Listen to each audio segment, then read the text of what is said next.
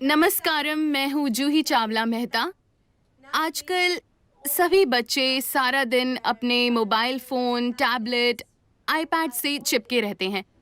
तो उनका क्या होगा? पहला, इस सारे रेडिएशन के कारण और दूसरा, सोशल मीडिया के दबाव के कारण। नमस्कारम जूही। टेक्नोलॉजी ने हमारे जीवन को बहुत सरल बना दिया है। कितनी सारी चीजें आसान हो गई हैं और हमारा जीवन बेहतर हो गया है क्योंकि टेक्नोलॉजी ने हमारे जीवन में कई सारी चीजें ला दी हैं। आप दरअसल टेक्नोलॉजी की शिकायत नहीं कर रही, आप इंसान की विवशता की शिकायत कर रही हैं। वो खाना शुरू करते हैं मगर नहीं जानते कि खाना बंद कब करें। अगर वो पीना शुरू करते हैं तो वो नहीं जानते कि पीना बंद कब करें। तो वो जो भी करना शुरू करते हैं उन्हें मजबूरन उसकी लत हो जाती है। तो अभी इस पीढ़ी को गैजेट्स का रोमांच है। तो टेक्नोलॉजी का कोई दोष नहीं है। हमने इंसान के विवशता भरे स्वभाव को ठीक नहीं किया है। इंसान की विवशता को ठीक किया जा सकता है सिर्फ चेतना से, जीने का अधिक सचेतन तरीका। सचेतन होने के कई साधन हैं। हमने अपने समाज में इसे बड़े पैमाने पर प्रचारित नहीं किया है। उसे हमारे अस्तित्व का एक हिस्सा बनना होगा। बच्चों को छोटी उम्र से ही सचेतन होकर जीना सीखना चाहिए। एक बार वो सचेतन होते हैं, वो जानते हैं कि किसे कब इस्तेमाल करना है, कितना इस्तेमाल करना है, ये उनकी अपनी मर्जी है।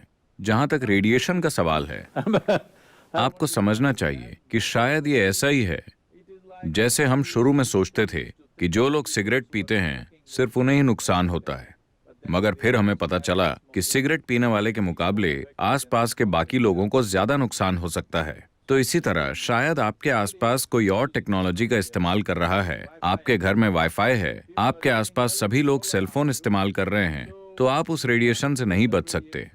Yes, it has some consequences. हाँ, उसके कुछ नतीजे होते हैं, मगर साथ ही वो जीवन को जितना सरल बनाता है, हम कुछ हद तक उससे समझौता करने को तैयार होते हैं। मगर आप टेक्नोलॉजी का इस्तेमाल किस सीमा तक करना चाहते हैं, ये आपकी अपनी मर्जी होनी चाहिए। अब सोशल मीडिया पर आते हैं। सोशल मीडिया को संभालना एक जीवित समाज को संभालने से कहीं आसान है। जब जीवित समाज मौजूद था, आपके दोस्त, आपका परिवार, आपकी सास, आपके पति, पत्नी, ये वो हर चीज जब वो आपसे चिपकते थे तो आप उन्हें हटा नहीं सकते। अगर सोशल मीडिया आपको पसंद नहीं आता तो आप अपना फोन बंद कर सकते हैं। तो मेरे ख्याल से आपसी संपर्क का ये माध्यम आपको समाज से संपर्क के पुराने तरीके से कहीं अधिक आजादी देता है, क्योंकि अगर आप शहर में ढेर सारे दोस्त बनाते रहे तो आप कई तरह से उलझ जाते थे। आज आप सिर्फ मैसेज भेजकर दोस्त बना रहे हैं।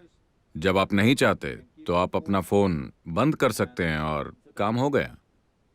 तो ये सभी शानदार सहूलियतें हैं जो हमारे जीवन में आई हैं, लेकिन कई लोग इसे भी एक बड़ी समस्या बना रहे हैं और अपने जीवन में एक बीमारी बना रहे हैं। हाल ही में आपने सुना होगा कि कुछ महीने पहले आंध्र प्रदेश में एक टेलीविजन एंकर ने, एक युवा महिला ने जो करीब 34 साल की थी, उसने 5वीं मंजिल की बालकनी से कूदकर अपनी जान दे दी। उसने एक नोट छोड़ा था जिसमें लिखा था कि मेरी मौत के लिए कोई भी जिम्मेदार नहीं है, मेरा दिमाग ही मेरा दुश्मन है। तो आपको दी गई सबसे शानदार चीजें ही आपकी दुश्मन बन सकती हैं अगर आप ये नहीं सीखते कि उसका इस्तेमाल जिम्मेदारी के साथ कैसे किया जाए। ये हर चीज के लिए सच है, सिर्फ आपके हाथ में मौजूद गैजेट्स के लिए ही नहीं। ये सच है आपकी कार के लिए, आपके भोजन के लिए, आप जिन भी चीजों को अपने जीवन में उपयोग कर रहे हैं उनके लिए, और इसमें आपका दिमाग भी शामिल है। अगर आप ये नहीं जानते कि इसका इस्तेमाल कैसे किया जाए, अगर ये एक विवशता भरी प्रक्रिया बन जाती है, तो ये आपका जीवन ले सकती है।